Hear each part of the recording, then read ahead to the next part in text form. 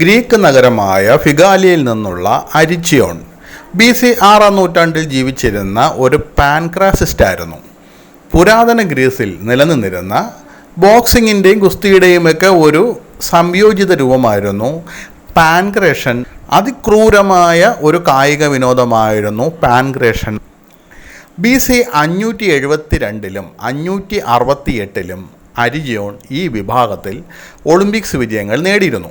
BC 564-ൽ അദ്ദേഹം 3-ാം തവണയും ഈ വിഭാഗത്തിലെ ഫൈനലിലെത്തി. ഒരു ഇഞ്ചോടിഞ്ച് പോരാട്ടത്തിൻ്റെ അവസാനം എതിരാളി അരിജിയോൻ്റെ കഴുത്തിൽ ബലമായി പിടിച്ചു. എതിരാളി അരിജിയോനെ ശ്വാസം മുട്ടിച്ചതിനാൽ അരിജിയോൺ എതിരാളിയുടെ കണങ്കാൽ അടിച്ചു തകർത്തു. കണങ്കാലിൽ നിന്നുള്ള വേദന വളരെ കഠിനമായതിനാൽ അരിജിയോണിൻ്റെ എതിരാളി പിടിവിടാൻ നിർബന്ധിതനായി. അസഹനീയമായ വേദന കാരണം എതിരാളി അമ്പയർമാരുടെ മുന്നിൽ കീഴടങ്ങുന്നതിൻ്റെ അടയാളം കാണിച്ചു. എന്നിരുന്നാലും നിർഭാഗ്യവശാൽ അരിജിയോൺ മരിച്ചു വീണു. അരിജിയോൻ്റെ ഈ തന്ത്രത്തിനിടയിലും എതിരാളി അരിജിയോൻ്റെ കഴുത്ത് ഒരു പിടി പിടിച്ചിരുന്നു. അരിജിയോൻ്റെ പെട്ടെന്നുള്ള നീക്കം കാരണം കഴുത്തൊടിഞ്ഞു. തൂക്കിലേറ്റപ്പെട്ട ഒരാളുടെ കഴുത്തുപോലെ മരണം ഉടനടി സംഭവിച്ചു.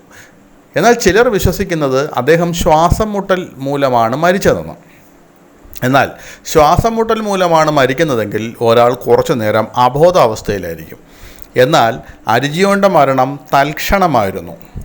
എതിരാളിയുടെ കണങ്കാൽ തകർന്നതിന് ശേഷം അരിജിയോണിൻ്റെ എതിരാളി കഴുത്തിലെ പിടുത്തം വിട്ടിരുന്നെങ്കിൽ തലച്ചോറിലേക്കുള്ള രക്തവിതരണം പുനഃസ്ഥാപിക്കപ്പെടുകയും അരിജിയോൺ കേവലം അബോധാവസ്ഥയിലാവുകയും രക്ഷപ്പെടുകയും ചെയ്യുമായിരുന്നു.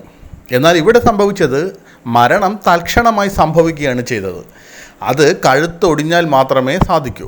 മറ്റൊരു സിദ്ധാന്തം സൂചിപ്പിക്കുന്നത് പെട്ടെന്നുള്ള ഹൃദയസ്തംഭനം മൂലമാണ് അരിജിയോൺ മരിച്ചത് എന്നായിരുന്നു.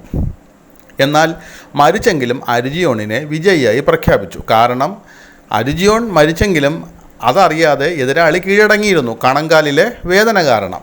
അങ്ങനെ അരിജിയോണിനെ വിക്ടറി ഓർ ഡെത്ത് എന്ന കായിക ആദർശത്തെ പ്രതിനിധീകരിക്കുന്ന ഒരു വ്യക്തിയായി മാറി.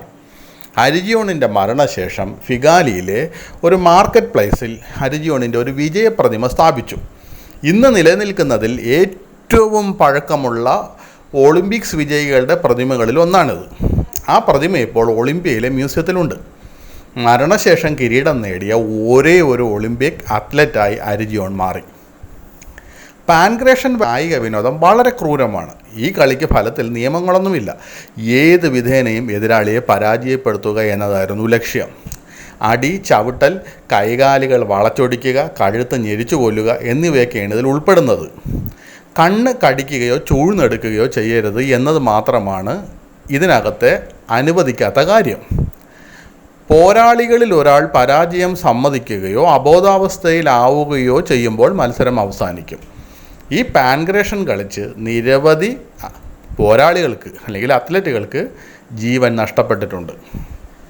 അതാണ് നമ്മുടെ അരിജിയോണിൻ്റെ കഥ. മരണശേഷം വിജയിച്ച ഒരേ ഒരു കായിക പ്രതിഭയുടെ കഥ.